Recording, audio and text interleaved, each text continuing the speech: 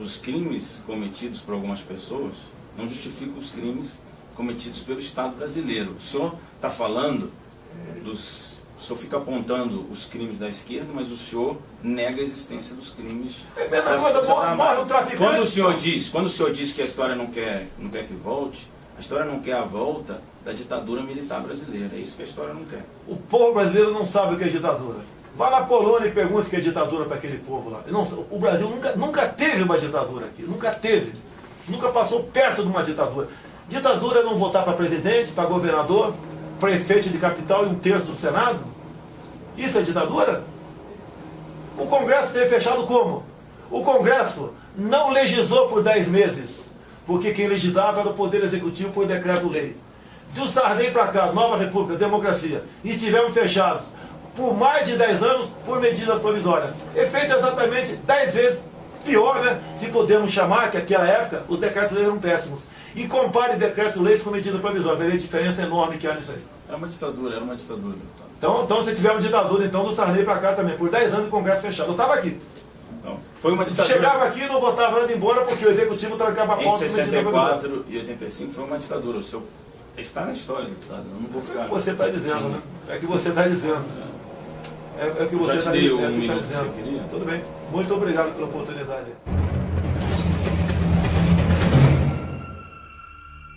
Olá, Jair Bolsonaro. Venho a público agora me dirigir à família brasileira. Esta família tão desrespeitada pelo governo do PT ao longo dos últimos 13 anos. O que está acontecendo comigo, para mim, não é novidade. Afinal, no caderno de tese do PT, no item 157, está bem claro, onde está escrito: a cassação do mandato do deputado Jair Bolsonaro só terá chance de êxito se houver intensa pressão social. Neste contexto, entra aqui a OAB Seccional Rio de Janeiro com o seu pedido de cassação junto ao Conselho de Ética, bem como representando-me junto ao Ministério Público.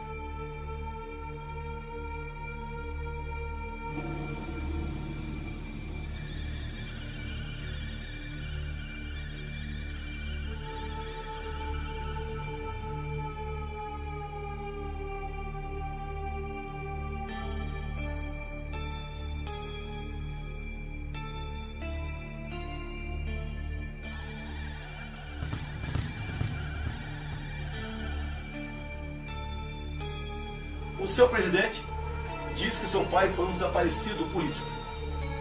Realmente desapareceu em 1974. Gostaria que isso não tivesse acontecido. Mas o pai dele vem de Recife para o Rio de Janeiro. E em Recife começou efetivamente a luta armada em nosso país, com a bomba no aeroporto de Guararapes, onde morreu um jornalista, um almirante e 10 civis foram mutilados. Nome desse grupo: Ação Popular Marxista-Leninista. Eu quero repetir: o grupo do pai do Felipe Santa Cruz. Ação Popular Marxista-Leninista. Alguém acha de sã consciência que um grupo com esse nome estava preocupado com democracia em nosso país?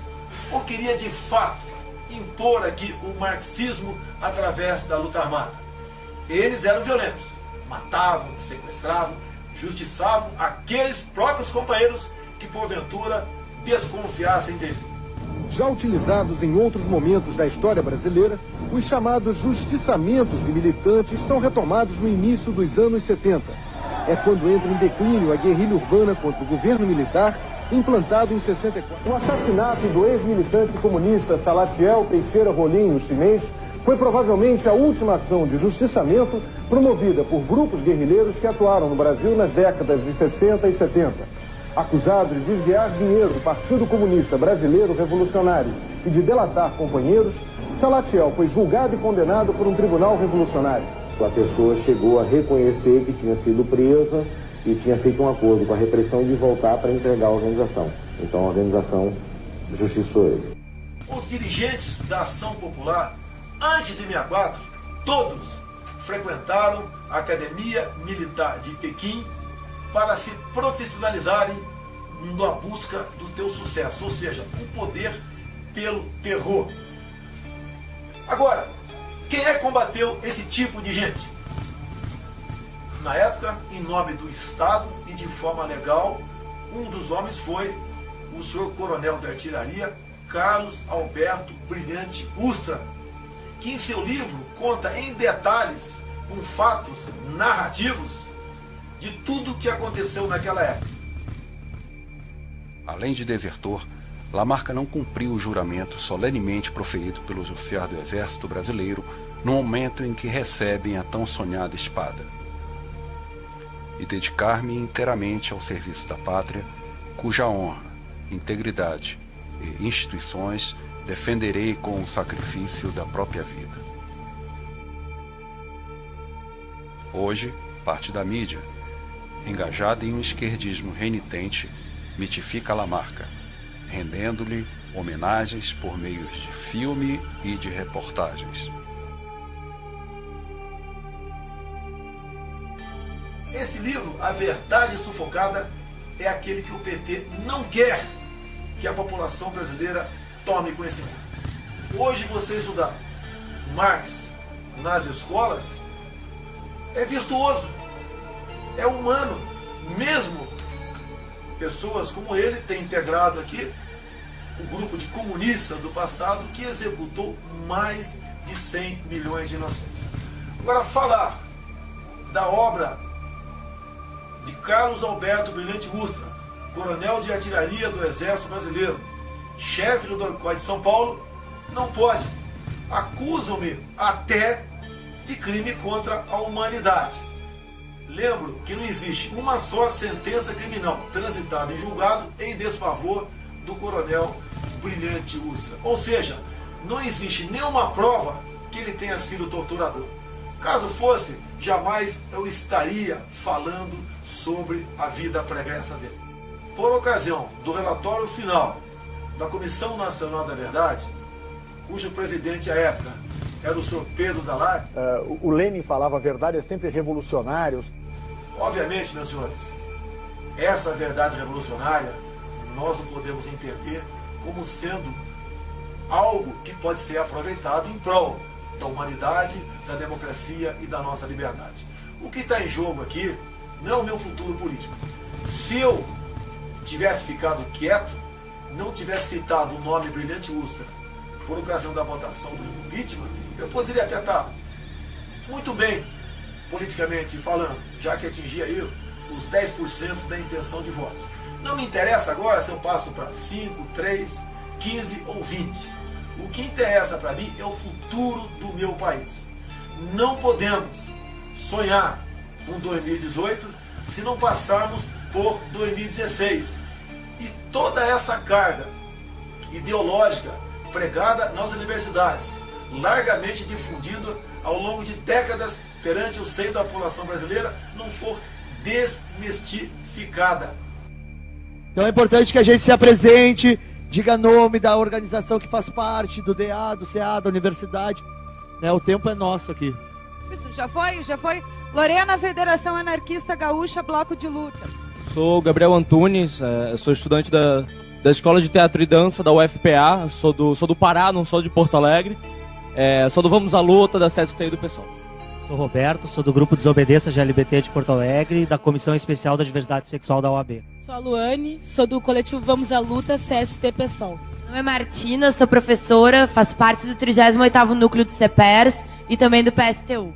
Juliana, do Centro Estudantil de Relações Internacionais da URGS, do Movimento Mudança e da Juventude do PT. Sou a Clara Nanda, estudante de Ciências Sociais da Unicinos e da Juventude do PT.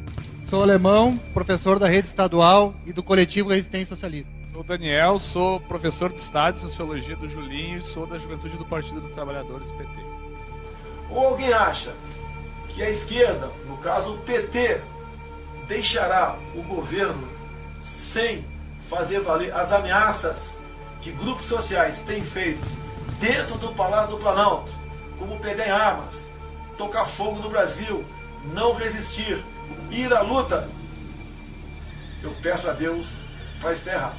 ir para as ruas entrincheirados com arma na mão se tentarem derrubar a presidenta Dilma Rousseff. A forma de enfrentar a bancada da bala contra o golpe é ocupar as propriedades deles, ainda lá nas bases, lá no campo. E é a CONTAG, é os movimentos sociais do campo que vão fazer isso.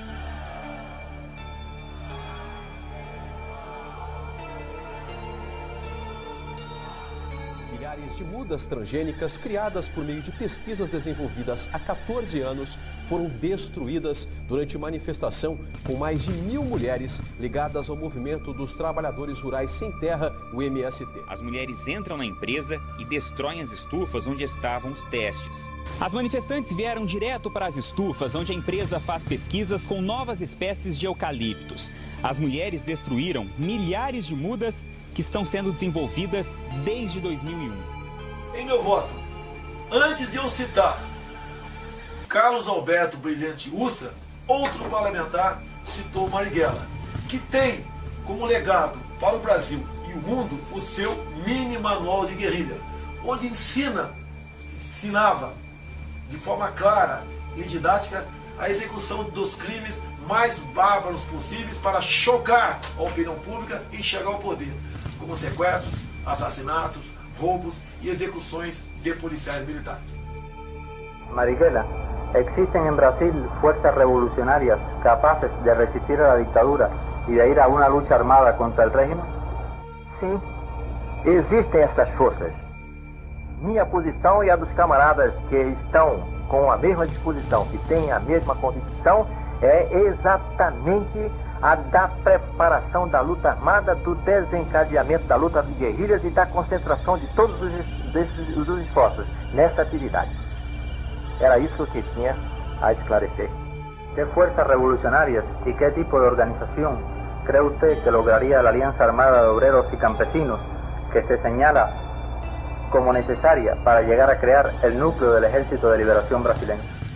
O que deveríamos fazer era procurar lançar a luta de guerrilhas na área rural do país, sem nos preocuparmos em que qualquer das organizações existentes tomasse a iniciativa. É ocupar as propriedades deles, ainda lá nas bases, lá no campo. E é a CONTAG, é os movimentos sociais do campo que vão fazer isso. Como disse o comandante Che Guevara, criar 1, 2, 3, muitos Vietnãs. Não podemos pensar que pessoas que pensam ainda hoje em dia dessa forma, como no passado, no caso Marighella, estiveram ou estão no momento preocupados com a nossa liberdade ou com a nossa democracia. O soldado que vai à guerra e tem medo de morrer é um covarde. Não estou afrontando quem quer que seja, mas o meu mandato estará a serviço da verdade, da democracia e da nossa liberdade. Muito obrigado a todos e fique com Deus.